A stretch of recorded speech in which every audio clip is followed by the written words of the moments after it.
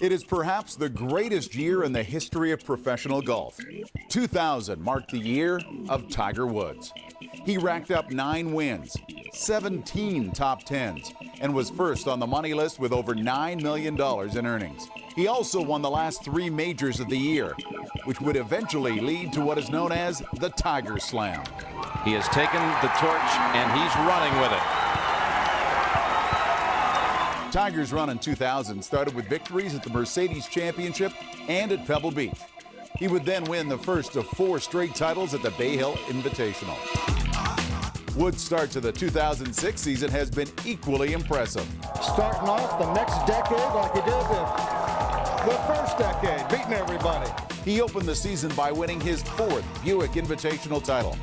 And after a victory in Dubai, Tiger claimed his 2nd straight Ford Championship at Doral. It's going to be another win for Tiger at Doral. It was the 48th PGA Tour win for Woods and the 13th time he has successfully defended a title. Tiger is the odds-on favorite to capture his 5th title this week at Bay Hill. Only 2 other golfers have ever accomplished such a feat, Sam Snead and Jack Nicklaus. Needless to say, all eyes will be on Tiger.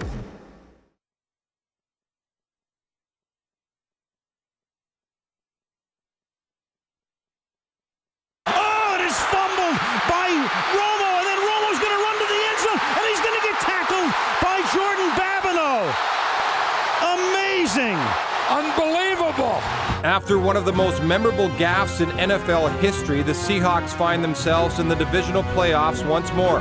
The offense hasn't been nearly as effective as last year, but it will need to be considering what lies ahead. Hey, let's don't waste no time, man. 4 quarters busting them in the mouth. The Bears never ever do it nice and easy. Oh no, they do it nice and rough. Chicago's defense was one of the league's best and shut down Seattle in Week 4. But the real weakness in the Windy City lies on offense, and specifically Rex Grossman.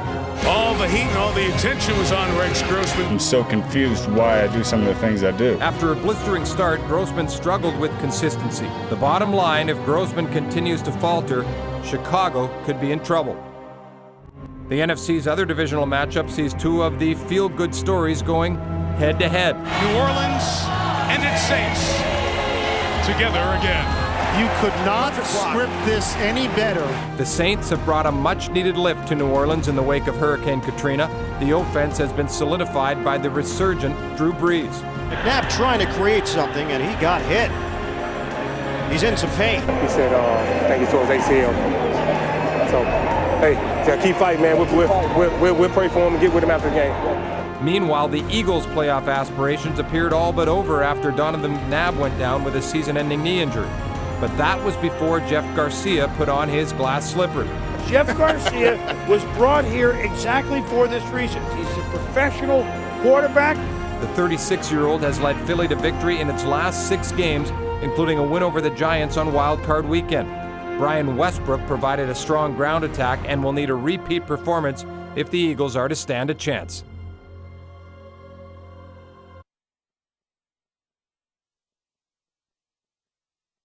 It's a game 23 years in the making.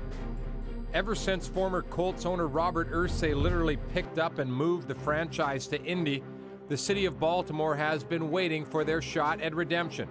This Saturday, they get that opportunity. The Colts, it was all about their offense, but in this big game, they couldn't get it done. They'll be facing the AFC's perennial playoff pushovers. After dispatching Kansas City last week, Indy makes its 4th straight divisional appearance against the league's top defense. Listen, it doesn't matter what they do. You don't understand that. These people cannot score on us. They cannot score on us. They can't even move the ball. Meanwhile, the Colts' high-octane offense sputtered against the Chiefs as Peyton Manning was picked off 3 times. This is unbelievable. Peyton Manning is simply one of the great quarterbacks in the game, and it has not translated to the playoffs. One bright spot was the play of their much-maligned run defense, which held Larry Johnson in check, 32 rushing yards total. But they'll be tested once more against Jamal Lewis and the resurgent Steve McNair. The experience, the wily vet Steve McNair makes them pay for the mistake early. Indy has won 3 straight meetings, but the addition of a game changer like McNair could lead to another early playoff exit for the Colts. The AFC's other divisional matchup sees the NFL's most battle-tested team squaring off against the league's brightest star. LaDainian Tomlinson, he's really something special. He just has, so many moves, but then to go with these moves, he has great speed and strength. As the saying goes, in order to be the man, you've got to beat the man. This Sunday, the NFL's reigning MVP and his top-ranked Chargers look to do just that. And for the third time in the last 4 years, the Patriots celebrate winning the Lombardi Trophy. After last week's wildcard win over the Jets, Tom Brady is now 11-1 in NFL playoff games dating back to 2002. But despite their inexperience, the Chargers remain the league's most all-round team, boasting a solid offensive attack and a defense led by this year's sack king. Sean Merriman with the sack. I tell you what, Sean Merriman is a special player. It seems destined to be a classic, with the onus squarely on Bill Belichick to devise a way of shutting down the game's most electrifying player.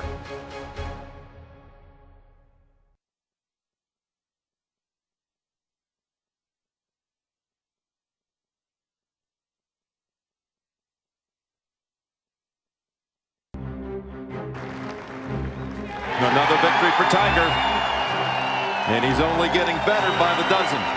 Fresh off his 12th major championship, Tiger Woods is now just 6 away from equaling the all-time career total set by the Golden Bear, Jack Nicklaus. It's not something I could get next year,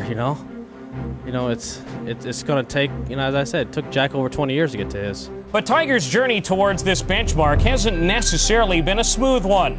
Shortly after his 1997 Masters victory, Woods and his coach at the time, Butch Harmon, decided to alter what seemed to be the perfect golf swing. There's a lot of things that I didn't like about it at the time, and I definitely don't like about it now. That's one of the reasons why I changed my swing. What resulted from these changes has been described as possibly the greatest stretch of golf in the history of the PGA. There it is, as grand as it gets. And Tiger has his slam. But as good as Tiger's swing seemed, he realized that taking 2 steps forward required taking a step back. I had enough little things that I had to work on, and I just like a laundry list of just little things, never anything big. Woods decided to shake things up once more, but this required a period of adjustment and sacrifice. For him to stand there in every one of his interviews and say, I'm close, I feel real good about what I'm doing, I think it might be a little denial. And Tiger on the tee. God damn you. He won only once and finished 4th on the money list. He hit new lows in driving accuracy and greens in regulation and lost his spot atop the world golf rankings. And Vijay Singh will take over #1 in the official world golf rankings. Other contenders who had always taken a back seat to Woods began to conquer the aura of Tiger that had enveloped the golfing world. Look who's on top of the world of golf. Phil Mickelson, the champion, 2006 at Augusta. But Woods never deviated from his ultimate goal, saying, only 2 players have ever truly owned their swings, Mo Norman and Ben Hogan. I want to own mine. That's where the satisfaction comes from. And at this year's British Open, a new Tiger was unleashed. He'll finish at 18, and this one for Pops. Major number 11. Tiger Woods is back in the winner's circle at the majors. Woods was back, and back with a vengeance. There's a man with his game completely under control right now, and he's playing so smart. The process was complete. Woods was now armed with a more complete game and a swing that afforded him almost unthinkable control. He's done it. 50 career victories.